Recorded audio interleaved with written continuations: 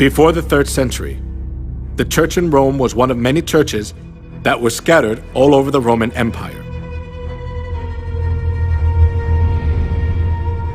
The reason the church in Rome later became the head of all the churches of the world and dominated the Middle Ages was because it joined hands with Emperor Constantine. As a result of Constantine's pro-Christian policies, many people who believed pagan gods converted to Christianity. This consolidated Constantine's political position, and there was no need for the church in Rome to refuse the converts because it was a good opportunity to secure its religious position.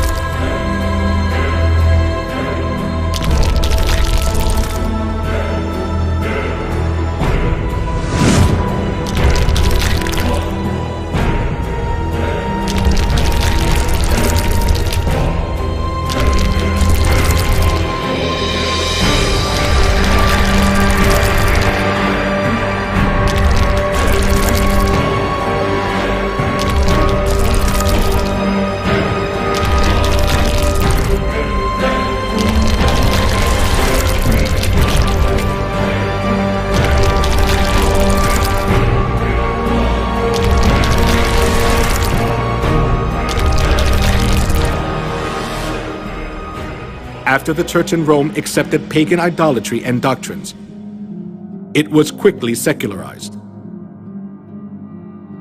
During the Middle Ages, it was even hard to tell the difference between the church and the secular world. The Catholic Pope enthroned kings, and kings protected the Catholic Church. Opposing the Catholic Church itself was rebelling against one's own country.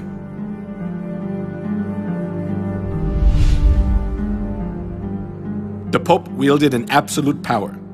We can see just how powerful he was through one incident, the humiliation at Canossa. That happened during the time of Pope Gregory VII. Pope Gregory VII claimed that the Pope could not be judged by anyone on earth, and he could dethrone emperors and kings, and excommunicated Henry IV, the Emperor of the Holy Roman Empire, in the course of the investiture controversy. As Henry IV was faced with the crisis of being dethroned, he went to the Pope who was in Canossa.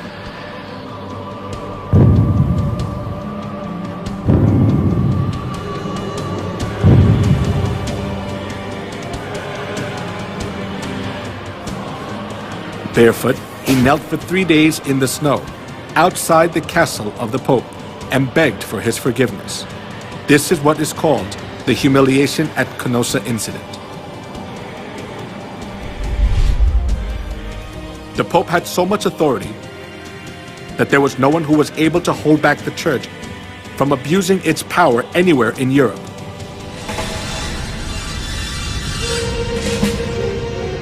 Not only that, the popes committed numerous crimes such as murder, blasphemy, simony, and adultery to hold on to their seat of power.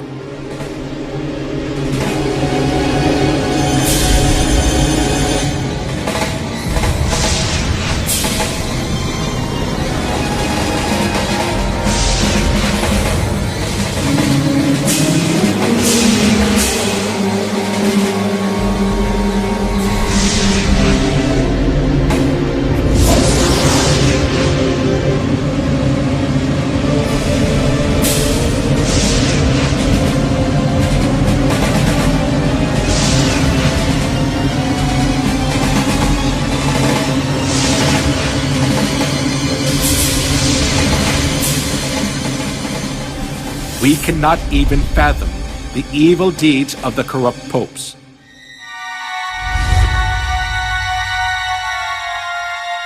Among them, Pope Leo X enjoyed works of art and collected masterpieces.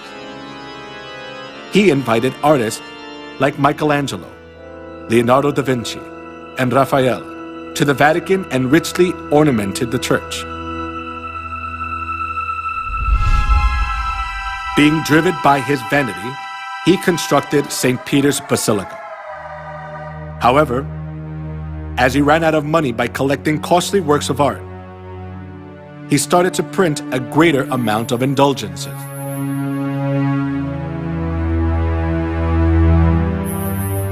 An indulgence is a certificate giving the forgiveness of sins.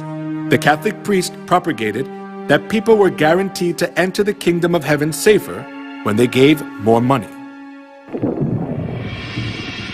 Come, see for yourself. This is not just a simple indulgence. Even though you don't do confession, all your sins will be forgiven. Even the sins of your relatives in purgatory will vanish. Will you just leave your mother to suffer in the fire? Come here, everyone. Come. When you drop the coins in the box and it makes a clinking sound, then the souls will arise from the fiery purgatory.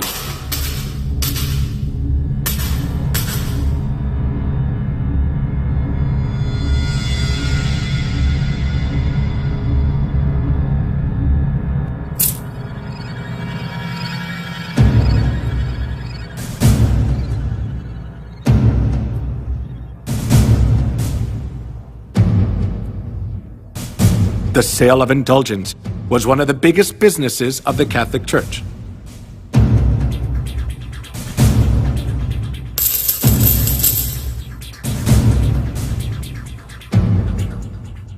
Since indulgences was a good solution for those who were seized by the fear of hell, numerous people gathered to buy the kingdom of heaven.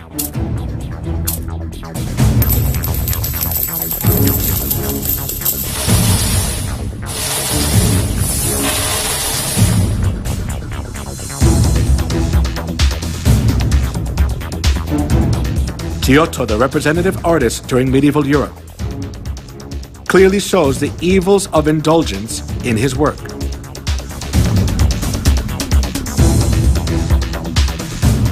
The Last Judgment.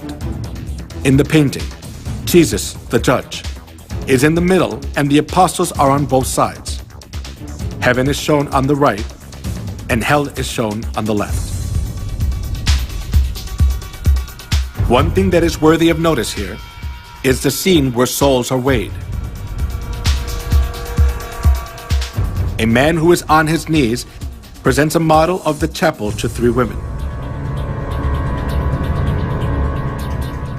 The name of the man is Enrico Scorveni. He was a notorious loan shark of that time. Because loan sharking was a big sin, he could never dream of entering the kingdom of heaven. However, even though Enrico was a loan shark, he bought indulgences and paid for his sins, and proudly purchased the ticket for the kingdom of heaven.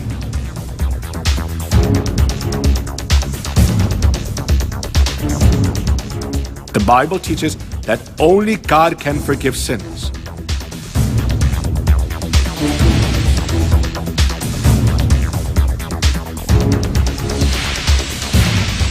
However, the Catholic Church insists that the Pope too has the authority to forgive sins. This kind of false teaching enabled them to commit fraud, the sale of indulgences.